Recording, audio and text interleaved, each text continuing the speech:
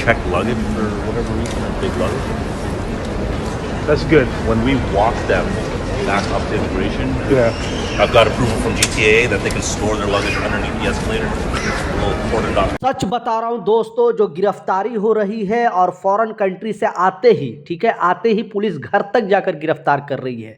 क्या वजह है, क्यों गिरफ्तारी हो रही है? 3 इंपॉर्टेंट अपडेट है, तीनों अपडेट को पर आपसे बात करने वाला हूं।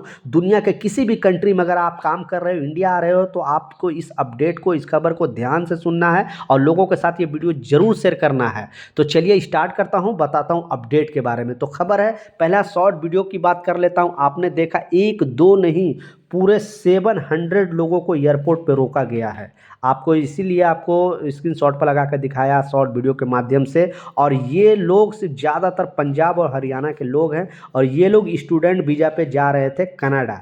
तो वहाँ पे, यहाँ इंडिया से तो उनको एक्सेस दे दिया गया था, लेकिन जब कनाडा एयरपोर्ट पे पहुँचता है तो पता चलता है कि उनका डॉक्यूमेंट सही नहीं है, यानी उनके डॉक्यूमेंट में कुछ ना कुछ कलाकारी है। इस वजह से लोगों को वहाँ पे रखा गया है। अब एम्बेसी से संपर्क किया जाएगा और उनको बताया जाएगा कि आखिर ये क्या है। तो कहने का मतलब है कि पहले थोड़ा बहुत अगर डॉक्यूमेंट में थोड़ा इधर उधर होता था तो ढील दे दिया जाता था, लोग चले जाते थे। लेकिन अब आप यूरोप के किसी भी कंट्री में चले जाओ, आप कनाडा चले जाओ, यूएस चले जाओ, यूके चले जाओ, कहीं पर भी चले जाओ, वहाँ पे बहुत ज़्यादा, जैसे इंडियन लोग वहाँ पे जाते हैं स्टूडेंट वीज़ा पे या विजिट वीज़ा पे या कोई भी और किसी तरह का वीज़ा पे, तो उनका डॉक्यूमेंट अच्छी तरीक़ा से चेक करता है। आपने देखा किस तरह से लगभग 700 लोगों को रोका गया है।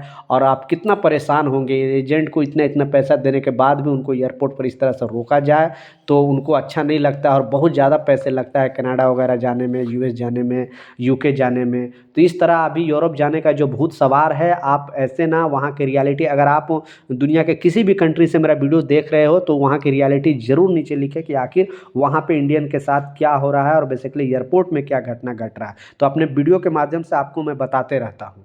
दूसरा जो इम्पोर्टेंट अपडेट है, आपने टाइटल और थंबनेल में बिल्कुल सच पढ़ा है, क्यों जो लोग फॉरेन कंट्री से आ रहे हैं आखिर उनकी गिरफ्तारी क्यों हो रही है। तो इसमें 2 कारण हैं, 2 कारण की वजह से गिरफ्तारी हो रही है। दुनिया के लगभग सारे देश में 200 कंट्री में भारतीय रहते हैं। सबसे ज़्यादा आपको पता है कि अभी भी यूएस के अंदर रहता है, लगभग 53 लाख भारतीय अभी भी यूएस के अंदर रहते हैं। उसके बाद दूसरे नंबर पर यूनाइटेड अरब इमारात, लगभग 43 लाख भारतीय, यानी 4.3 मिलियन भारतीय वहाँ पे रहते हैं। तो ऐसे बहुत सारे, जैसे कुवैत है, ओमान है, कतर है, बहरीन है, खाड़ी देश में ही लगभग 1 करोड़ से ज़्यादा भारतीय रहते हैं। बाकी यूरोपियन कंट्री में टोटल जो डेटा बताया गया है विदेश मंत्रालय द्वारा, 3 करोड़ 50 लाख भारतीय, यानी 3.5 करोड़ भारतीय जो अदर कंट्री में एनआरआई हैं, यानी कोई बिजनेस करता है, कोई जॉब करता है, कोई पढ़ने के लिए जाता है। तो इस अपडेट में जो बताया जा रहा है, इस खबर में बताया जा रहा है कि बहुत सारे ऐसे भी लोग हैं जो यहाँ से एजेंट लोग फ्रॉडबाजी करके यहाँ से वो चले गए हैं, यानी उनको जो है 10 लोग 20 लोग को वीज़ा बेच के या वीज़ा फ्रॉड वीज़ा दे के वो अदर कंट्री चले जाते हैं और सोचते हैं कि 1 साल 2 साल के बाद हम वापस इंडिया अगर आएंगे तो हमें पकड़ा नहीं जाएगा। लेकिन जब वो कोई भी फ्रॉडबाजी करते हैं और उनके नाम के एफआईआर अगर लिखा जाता है तो एयरपोर्ट पर उनका डेटा रहता है। जैसे ही वो फिर वापस आते हैं उनकी गिरफ्तारी होती है। हाल ही में लगभग 100 से ज़्यादा एजेंट को गिरफ्तार किया गया था, क्योंकि ये लोग कलाकारी इंडिया में मासूमों से पैसे ठगे या अदर कंट्री चले गए और वहाँ से जैसे ही आए ये सोचते हैं कि हमें गवर्नमेंट भूल गई होगी। लेकिन आखिरकार एयरपोर्ट पुलिस ने देखती है, डेटा जैसे उनसे मैच करता है उनको इमीडिएटली गिरफ्तार करके उनको जेल भेजती है। तो बिग सलूट है जो एयरपोर्ट पुलिस है और जो इमिग्रेशन टीम है, ताकि ऐसे लोग को कड़ी से कड़ी सज़ा मिलनी चाहिए। दूसरा जो अपडेट है वो भी आपको ध्यान से सुनना। इस अपडेट में जो बताया जा रहा है, पहले क्या होता था कि जो भी यहाँ पे स्कैम करते थे, यानी जो भी स्मगलिंग करते थे, तो वो लोग जब वहाँ से आते थे, यानी आप यूरोप कंट्री से आ जाओ या खाड़ी देश से आ जाओ, तो कुछ लोग तो पैसे के लालच में भी ये चीज़ कर देते हैं और कुछ लोग तो जानबूझकर भी करते हैं, यानी खुद से भी करते हैं।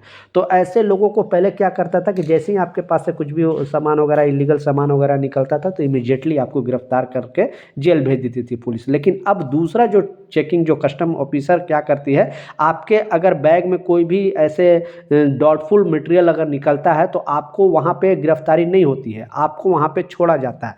यानी पुलिस आपको फॉलो करती है कि आप जाते कहाँ हो। अगर आपके रिसीव करने वाले अगर 2 4 5 ऐसे लोग हैं और ज़्यादा लोग हैं, वहाँ पे अगर पुलिस देखती है कि ये लोग भी शायद इसमें शामिल हो सकते हैं, तो फिर वहाँ पे आपको सारे लोगों को, आपकी तो गिरफ्तारी होती है, आपको जो रिसीव करने वाले लोग आए हैं उनसे भी पूछताछ होती है कि आप भी इस स्मगलिंग में शामिल तो है कि नहीं। दूसरा है, बहुत सारे ऐसे भी लोग हैं जिनको रिसीव करने कोई नहीं आता है और वो डायरेक्ट चले जाते हैं घर, लेकिन पुलिस, एयरपोर्ट पुलिस क्या करती है कि उनको कॉपी करते हुए घर तक पहुंचती है और पता चलता है कि अगर घर पे वो जाते हैं, उनका फैमिली मेम्बर भी अगर इस ये में गलत में अगर शामिल है तो उनकी भी पूछताछ होती है और उनकी भी गिरफ्तारी होती है। तो पुलिस अब पहले के मुकाबले, एयरपोर्ट पुलिस है जो है वो इस तरह से अब गिरफ्तारी नहीं कर रही है, देख रही है कि आखिर इसमें और लोग कौन कौन शामिल है, कहीं इसमें ज़्यादा लोग तो शामिल नहीं है, क्योंकि ये चीज़ जड़ तक पहुंचना चाहती है गवर्नमेंट, इस वजह से इसकी गिरफ्तारी हो रही है। तो जो गलत करेगा उसके साथ गलत होना ही चाहिए और एयरपोर्ट पुलिस को बिग सलूट है जो इस तरह के सिस्टम निकाली है, ताकि जो लोग इसमें शामिल हैं, लेकिन इसमें कोई निर्दोष ना पकड़ा जाए, यही गवर्नमेंट से ये आग्रह है कि जो लोग निर्दोष है उनसे छोड़ दिया जाए, क्योंकि अगर फैमिली मेम्बर एक कोई ख़राब है तो सब फैमिली मेम्बर इस तरह से ख़राब नहीं होता है। हाँ, पूछताछ हो सकता है, इसमें गवर्नमेंट पूछताछ कर सकती है, तो ऐसे लोगों को भी पकड़ा जा रहा है और पूछताछ किया जा रहा है। तो ये कुछ अपडेट था, कुछ जानकारी था, मैं सोचा आप लोग के साथ शेयर करूँ। कुछ सवाल है, कुछ कन्फ्यूजन है, नीचे कमेंट सेक्शन में ज़रूर लिखें, मैं ज़रूर आपको रिप्लाई करूँगा। मिलता हूँ नए अपडेट के साथ, नई जानकारी के साथ, जब तक जय हिंद।